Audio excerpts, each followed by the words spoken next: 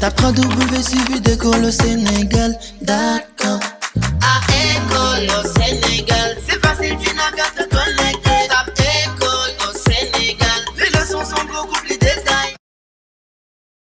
Maintenant, nous allons voir la cinétique de la décomposition de l'eau oxygénée. Une réaction classique que l'on vous propose souvent dans vos exercices.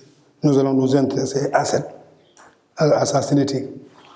L'eau oxygénée, c'est H2O2, se décompose en dioxygène et en eau. H2O2 donne O2 plus H2O. Donc il va falloir équilibrer en mettant ici 1, 2 et là 1, 2. L'équation est équilibrée. 4H, 4H, 4O, 2 et 2O. C'est bon. Là, généralement, qu'est-ce que l'on vous donne? On vous donne le volume de O2 dégagé. Cette réaction, elle est lente. Donc, à cet instant, on peut connaître le volume de O2 qui s'est dégagé. Généralement, dans le tableau, on vous donne volume O2 dégagé et on vous demande à un instant T de déterminer la concentration moléculaire de l'eau oxygénée restant. On y va. À T égale à 0, ici nous avons N0 et là 0. À un instant T différent de 0, on a N0 moins 2x, x et 2x. Ici, que représente x? X n'est rien d'autre que le nombre de moles de O2 formé. C'est le nombre de moles de O2 formé. Et que représente N0 moins 2x? C'est le nombre de moles de l'eau oxygénée restant. H2O2 est la formule chimique de l'eau oxygénée. N0 moins 2x correspond au nombre de moles de H2O2 de l'eau oxygénée restant. Donc H2 restant égale à N0 moins 2x. C'est égal à quoi? N0 moins. Et x, c'est le nombre de moles de O2 formé. Donc c'est 2NO2. D'accord? Donc c'est égal à quoi? N0 moins 2. NO2, c'est VO2 sur volume molaire. Donc le nombre de moles de H2O2 restant égale à N0 moins 2 VO2 sur Vm. Maintenant, si je divise le tout par V, on aura NH2O2 restant sur V égale à N0 sur V moins 2 VO2 volume molaire fois V. Et mes chers élèves, que représente NH2O2 restant sur V, c'est rien d'autre que la concentration moléculaire de H2O2 restant. Et que représente N0 sur V, c'est la concentration moléculaire initiale de l'eau oxygénée, c'est 0. Moins 2 VO2 sur Vm fois V. Donc, ces relations-là peuvent vous permettre de calculer à chaque instant la concentration moléculaire de H2O2 restant. Si R0 est donné par l'énoncé, le volume molaire est connu, le volume de la solution est connu. Et le VO2, c'est le volume de O2 dégagé qui s'est formé à chaque instant, c'est donné dans le tableau. C'est donné dans le tableau. Et généralement aussi, on voit que H2O2 est un réactif. On doit s'attendre à ce que ces valeurs diminuent au cours du temps. Dans le remplissage de la ligne concernant H2O2 restant, je dois veiller à ce que ces valeurs diminuent. Si ces valeurs augmentent, comme d'habitude, on s'est trompé quelque part.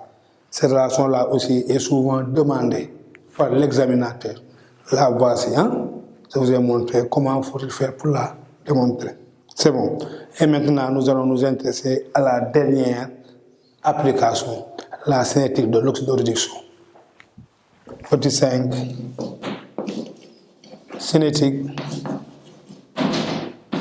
de l'oxydoréduction.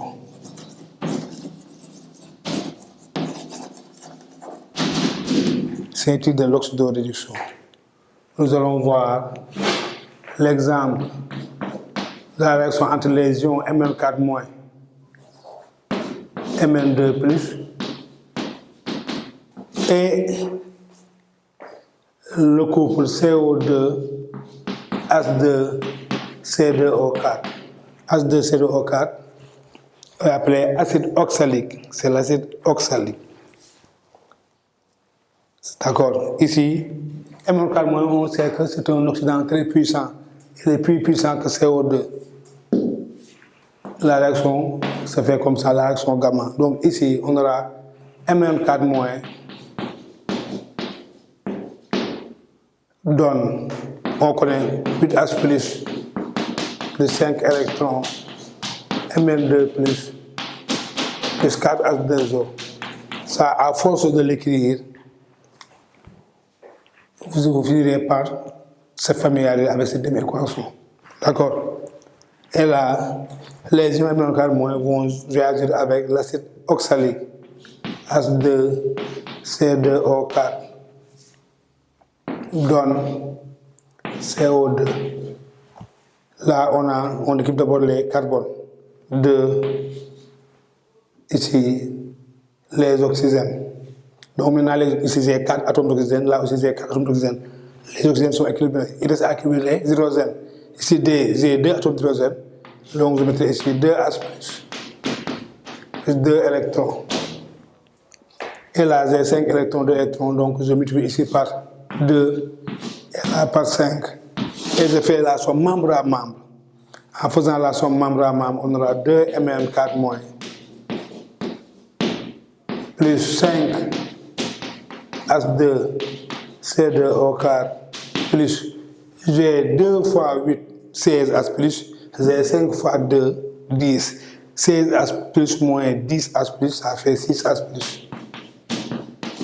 Et là, on aura 2 Mn2+, plus 5 CO2, plus 8 H2O. Donc c'est ça la réaction entre les ions Mn4- et l'acide oxalique. D'accord. Là nous avons 2 moles, 5 moles. Donc nous avons Mn4- sur 2 égale à N H2C2O4 sur 5. Mn4- est l'oxydant, H2C2O4 et le réducteur. Donc on aura COX, VOX sur 2 égale CRN, VRN sur 5. Et là, je peux déterminer CRN. CRN égale 5 demi-2. COX, VOX sur VRN. Donc, je peux connaître à chaque instant la concentration molaire du réducteur restant. D'accord? Et aussi tracer la courbe. Mais ici, nous sommes dans un cas particulier, mes chers élèves. Nous sommes dans le cas de l'autocatalyse.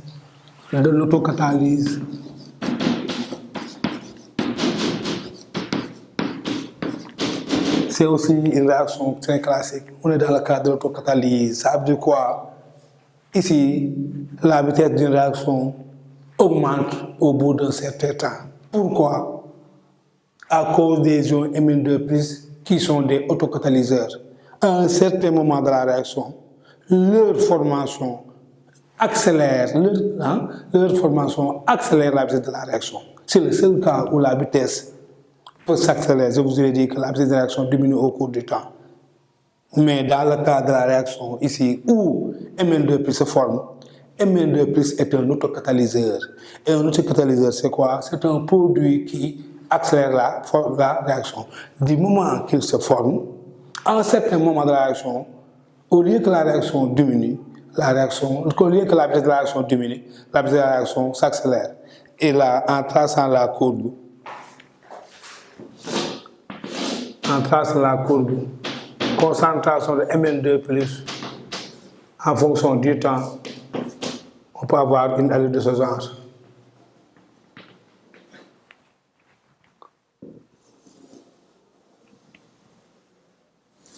On peut avoir une allure de ce genre. Dans un compartiment, la vitesse de la réaction augmente. Ici, les ions Mn2 plus sont des autocatalyseurs. C'est une réaction particulière qui est une exception qui confirme la règle. Dans le cas où les ions Mn2 plus ici se forment, à un certain moment de la réaction, la vitesse, au lieu de diminuer, elle augmente avant de finir par diminuer.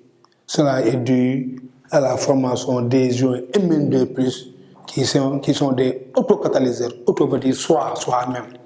Les ions Mn2 plus catalysent eux-mêmes la réaction. Ici, on a une autocatalyse. Donc, c'est ça que j'avais pour vous présenter concernant les applications.